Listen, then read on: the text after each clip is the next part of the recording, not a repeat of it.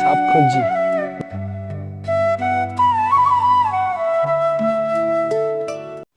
নমস্কার বন্ধুরা, ট্রাভেলের সৌরভে আপনাদের স্বাগত। আমি সৌরভ, আর আজকে আমরা যাব বোটানিক্যাল গার্ডেন। এই বোটানিক্যাল গার্ডেন কিভাবে যাব, যেতে কত টাকা খরচা, বোটানিক্যাল গার্ডেন ঘুরতে বা কত টাকা খরচা, সব কিছু তথ্য থাকবে ভিডিওর মধ্যে। তাই ভিডিওটি প্রথম থেকে শেষ অবধি দেখুন আর সব কিছু জানুন আমাদের সঙ্গে। তাই চলুন ভিডিও শুরু করা যাক।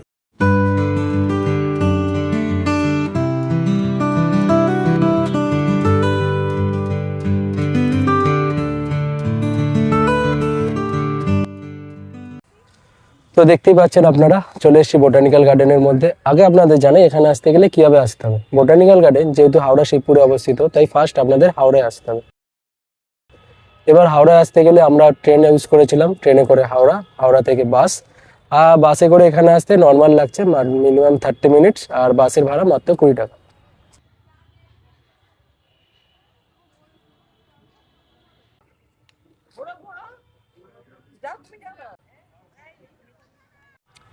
তো প্রথমে আপনাদের বলি বোটানিক্যাল গার্ডেন কবে কবে আসবেন। বোটানিক্যাল গার্ডেন মঙ্গলবার থেকে রবিবার ডেলি খোলা, শুধু সোমবার ছাড়া। সোমবার এখানে মেনটেনেন্সের কাজ হয়, সেহেতু সোমবার এটা বন্ধ থাকে, বাদ বাকি দিন খোলা থাকে। আর টাইমিং দু রকম আছে এখানে, একটা মার্চ থেকে সেপ্টেম্বর আছে, আর একটা অক্টোবর থেকে ফেব্রুয়ারি আছে। মার্চ থেকে সেপ্টেম্বরটা হলো সকাল 8টা থেকে বিকেল 5:30 অবধি খোলা, আর অক্টোবর থেকে ফেব্রুয়ারি হলো 8টা থেকে 5টা অবধি খোলা। আর টিকিট কাউন্টার 4টে অবধি। টিকিট কাউন্টারে যাওয়ার রাস্তা এইদিকে, এদিক দিয়ে আপনাদের যেতে হবে এবং ভেতরে গিয়ে দেখবো যে টিকিটের ভাড়া কত করে।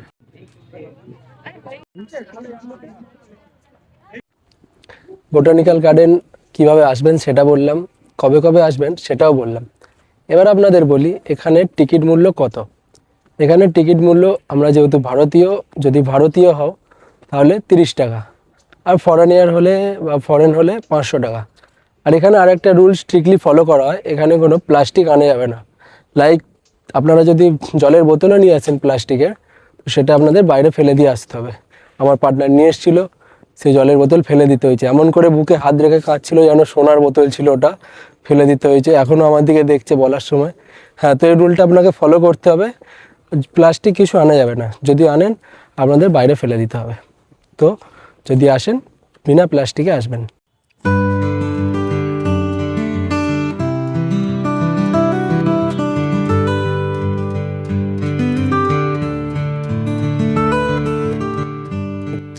নমস্কার বন্ধুরা, আমি প্রিয়া চলে এসেছি বোটানিক্যাল গার্ডেনে। বোটানিক্যাল গার্ডেনের অপরূপ দৃশ্য রয়েছে। যদি আপনারা আসতে চান তো অবশ্যই হাতে সময় নিয়ে আসুন। আমি কেন এটা বলছি সেটার কারণ হচ্ছে, এটা অনেক বড় জায়গা জুড়ে রয়েছে। তো বিস্তৃত জায়গা জুড়ে থাকার জন্য আপনাদের সকালবেলা এলেই সব থেকে ভালো, কারণ দুপুর বা বিকেলবেলা এলে আপনারা পুরোটা কভার করতে পারবেন না। তাই আমার সাজেশন, আপনি সকালবেলায় আসুন আর এই সুন্দর অপূর্ব প্রকৃতির মজা নিন।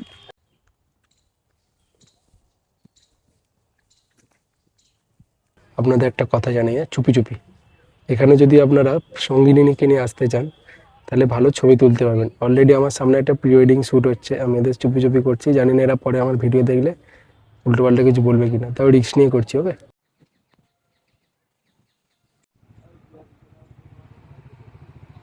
বোটানিক্যাল গার্ডেন সম্পর্কে আপনাদের একটু ইতিহাস বলি।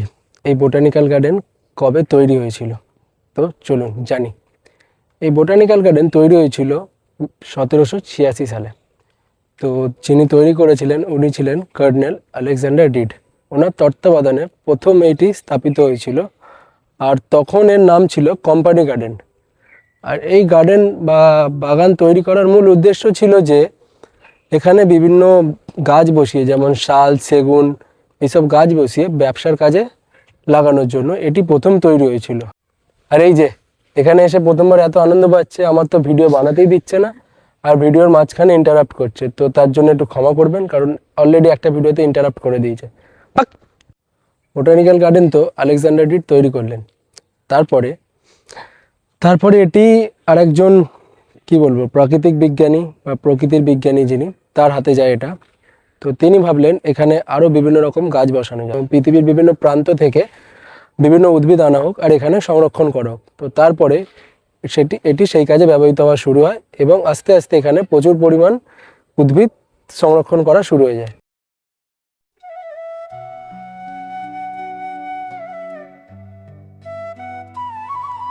তো অনেকটা হাঁটার পর আমরা একটি জায়গায় চলে এসেছি বা একটা লেকের সামনে, যে লেকেরটার নাম হলো দিওয়ান লেক।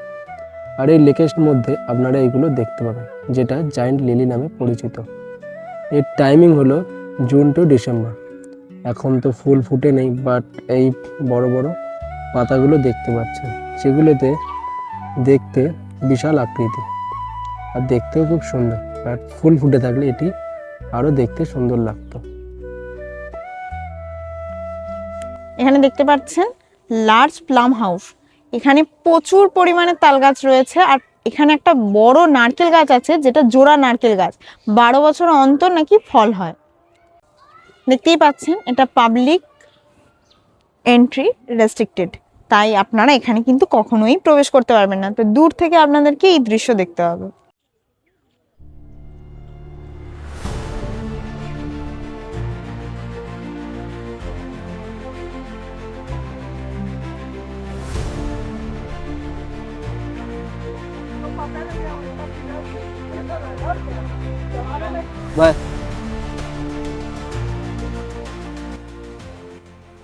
এখানে আপনারা আসলে এরকম বোট রাইডিং করতে পারবেন, যার দাম 50 টাকা পার হেড।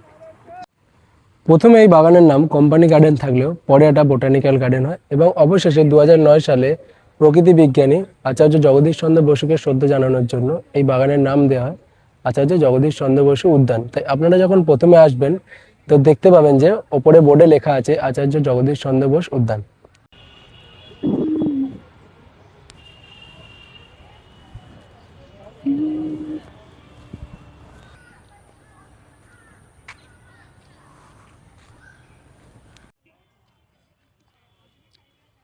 গোলাপ, গোলাপ আমাদের সবারই পছন্দের একটি ফুল। আর আমার পিছনে যে বাগানটি রয়েছে এটা সম্পূর্ণ গোলাপের বাগান, যেটা একটু ছোট আছে গোলাপগুলো বা গাছগুলো, যেটা যখন ফুটবে দেখতে অপরূপ ভালো লাগবে। আমারও ছোটবেলা থেকে ইচ্ছা ছিল একটা গোলাপের বাগান করব। তো এটা দেখে বেশ ভালো লাগছে যে এখানে প্রচুর রকমের গোলাপ ফুল রয়েছে। আমাকে যদি ব্যক্তিগতভাবে জিজ্ঞেস করেন যে আমার কোন ফুল ভালো লাগে, তো অবভিয়াসলি কাগজ ফুল, যেটাকে আমরা বেগুনভলিয়া বলেও জানি। আর এখানে বাগানে এসে তো মনে হচ্ছে যে সবকটা গাছ আমি নিয়ে চলে যাই, এত ভালো লাগছে। কারণ বাজারে কিনতে গেলে ভালো দাম, 80-100 বা তার বেশি, বাট এখানে যা গাছগুলো রয়েছে দেখে মনে হচ্ছে সবকটা ব্যাগে ভরি আর নিয়ে পালিয়ে যাই। প্রিয়া প্রথমবার এসছে আজকে বোটানিক্যাল গার্ডেনে, তো প্রিয়াকে কিছু কোশ্চেন করা হবে। তো চলুন জানা যাক প্রিয়া কিরকম রিভিউ দেয়। প্রিয়া, আমাকে বলো, তুমি প্রথমবার বোটানিক্যাল গার্ডেনে এসছো, তো তোমার এখানে এসে কেমন লাগছে? খুব ভালো লাগছে, এত ফটো সেশন করার জায়গা আছে, ভীষণ সুন্দর লাগছে। আর গ্রামে ঘুরতে আমার ভীষণ ভালো লাগে। তো গ্রামে তো খুব একটা যাতায়াত হয় না, আর শহর থেকে গ্রামে যাওয়ার মুশকিলও আছে। তো এটা শহরেরই মধ্যে একদম মিনি গ্রাম। আমাকে বলো যে তুমি বললে ভিডিওতে হাতে সময় নিয়ে আসতে, তো কখন আসলে এখানে বেশি ভালো লাগবে? আমার মনে হয় মর্নিংয়ে, যেটা যেহেতু খুলছে 8টার সময়, তো আপনারা 9টার মধ্যে ঢুকে যান। আর ঢুকে গেলে কিন্তু ভালোই লাগবে, কারণ এত সুন্দর লাগবে যেতে যেতে যেতে যেতে। এত বড় জায়গা, তো ঘুরে ঘুরে সময় কেটেই যাবে, যে কখন ঘড়ি কাঁটা বেরিয়ে 5টা বেজে গেছে সেটাও আপনারা বুঝতে পারবেন না। তুমি এখানে কি কি দেখলে এখনো অবধি? কি কি দেখলাম বলতে গেলে, বিভিন্ন রকম গাছ আছে, গাছের বৈজ্ঞানিক নাম আছে। যারা বোটানিক সম্পর্কে পড়াশোনা করছে, জুওলজি নিয়ে পড়ছে যারা, তাদের এটা ভালো তো লাগবেই, কারণ এখানে বৈজ্ঞানিক সমস্ত জিনিস জানতে পারবে। কিন্তু এছাড়াও যারা বৈজ্ঞানিক নয় তাদেরও ভালো লাগবে। তার কারণ হচ্ছে এখানে প্রকৃতির মাঝে সময় কাটাতে কার না ভালো লাগে। আর দূরে কোথাও তো আমরা সবাই যেতে পারি না, তো কাছে পিঠে ঘুরে আসার জন্য এটা ভালো জায়গা। ওকে, এখানে তুমি যদি আরো অন্যান্য কিছু বলতে চাও তো কি বলবে? সব থেকে মহিলাদের যেটা প্রথম প্রশ্ন থাকে, যে এখানে আমরা যখন আসবো তার ওয়াশরুম কিরকম কি, বা ঘুরবো যে তার সেফটি কিরকম। তো আমি বলবো, তো সেফটি তো সব দিক দিয়েই বলতে হয় যে খুবই ভালো। আর এখানে পরিষ্কার পরিচ্ছন্ন পরিবেশ তো রয়েছে, তার সাথে সাথে বলবো একদম পরিষ্কার পরিচ্ছন্ন ওয়াশরুমও আছে। মানে সেখানে আপনারা ফ্রেশও হতে পারবেন, নিজেদের ওয়াশও করতে পারবেন, ভালো লাগবে এসে। এটা কি পে অ্যান্ড ইউজ টয়লেট? না না না না। Okay, thank you for your interview. Acharya Jagadishchandra বসুর এই উদ্যানে সবথেকে আকর্ষণ বিষয় হলো এখানকার বটগাছ। তো চলুন প্রথমে আপনাদের সেই বটগাছটাকে দেখাই।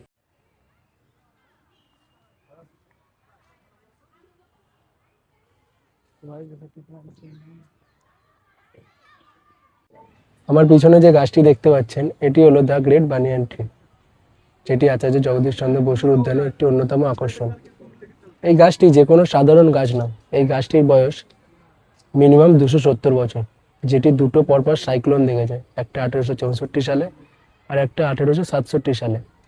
তারপর কিছু কারণে এর যে মেন কাণ্ড ছিল সেটা ফাঙ্গাস ধরেছিল, যার জন্য ওটাকে তুলে দেওয়া হয়েছিল, কিন্তু তারপরেও গাছটি সার্ভাইভ করে এবং এখন এই গাছটিতে মিনিমাম 4000-এর ওপরে মূল বা শাখামূল ঝুলে রয়েছে।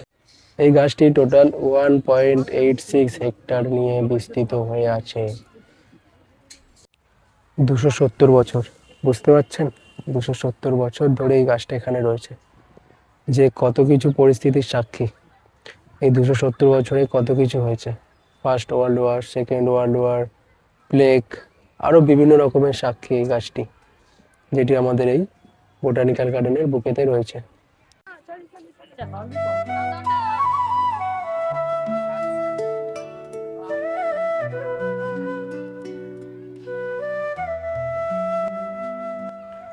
আপনাদের একটা অভিজ্ঞতার কথা বলি, যেটা আমি এখানে এসে দেখলাম। যখন আমি এখানে প্রথম আসলাম, আমাদের এখানে প্লাস্টিকের কিছু নিয়ে ঢুকতে দিল না, এমনকি আমাদের জলের বোতলও বাইরে রেখে আসতে হলো।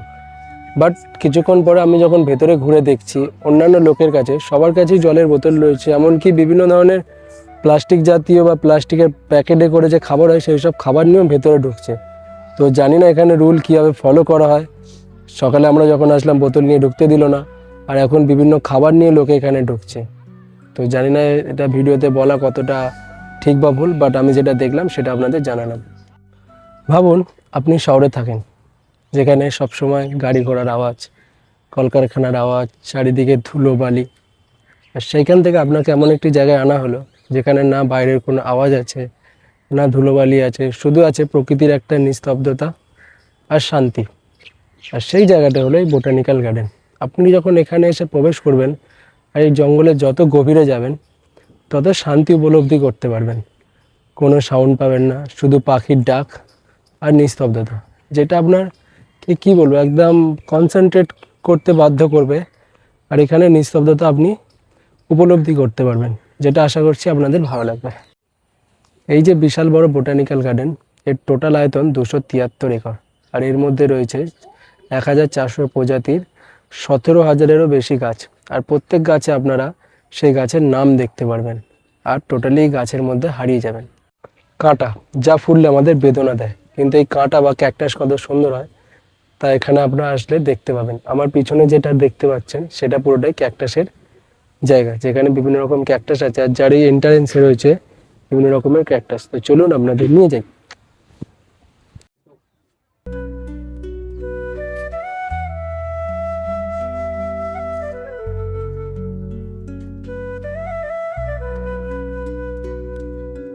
এখানেই তো ভালো আছে।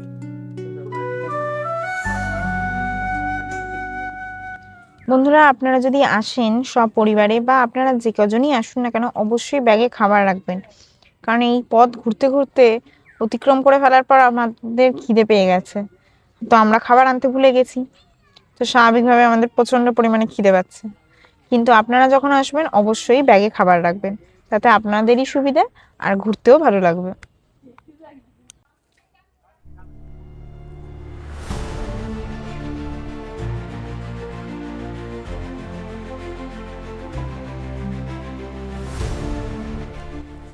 দেখতে পাচ্ছেন নেচার ট্রেলে ঢুকে পড়েছি। এটাই সব থেকে বিখ্যাত জায়গা বোটানিক্যাল গার্ডেনের মধ্যে। আর এখানে কিন্তু অবশ্যই বিষধর সাপেরা আছে, তাই সতর্ক থাকবেন। আর দেখতেই পাচ্ছেন ঘন জঙ্গল, আর এই জঙ্গলের মধ্যে দিয়ে আমরা হেঁটে যাচ্ছি এবং ভীষণই ভয় লাগছে আমার। আর আমার লাগছে না ভয়, সৌরভ হেঁটে চলেছে, আমাদের সাপ খুঁজছি, ম্যান ভার্সেস ওয়াইল্ড। তো ভীষণই অন্ধকার, পুরো ঘন অরণ্যের এবং অরণ্যের মধ্যে দিয়ে পথ চলেছে। প্রেম করার ভালো জায়গা, যদি আসেন এখানে অনেকে লুকিয়ে বসে প্রেম করছে।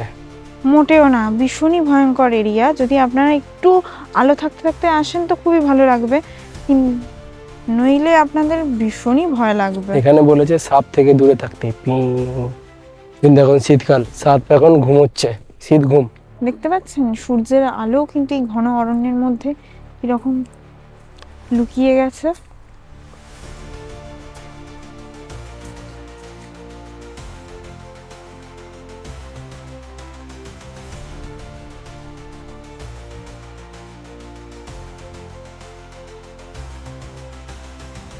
দেখতে পাচ্ছেন তো ঘন বনের জঙ্গলের মাঝখান দিয়ে কিরকম চলে যাচ্ছে, কত গভীরতা জঙ্গলের। খুব সাবধানে আসবে। আর এই প্রকৃতির অপরূপ দৃশ্য এবং মিনি জঙ্গলের উপভোগ যাকে বলে, অনুভব করতে পারবেন।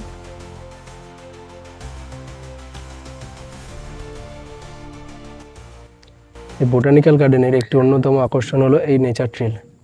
অবশ্যই ট্রাই করবেন, এটা জাস্ট অসাম। এটি ঘন জঙ্গল, একটু লেখা আছে বাইরে যে সাপ থেকে ভয়ে মানে সাবধান থাকবেন, তো সাবধানেই আসবেন। আর জায়গাটা অসাধারণ, একদম পুরো নিলিবিলি, চারিদিকে শুধু জঙ্গল আর জঙ্গল, আর মাঝখান দিয়ে সরু রাস্তা, যেটা আপনাদের দারুণ লাগবে। অবশ্যই এখানে আসলে এটাকে ট্রাই করবেন।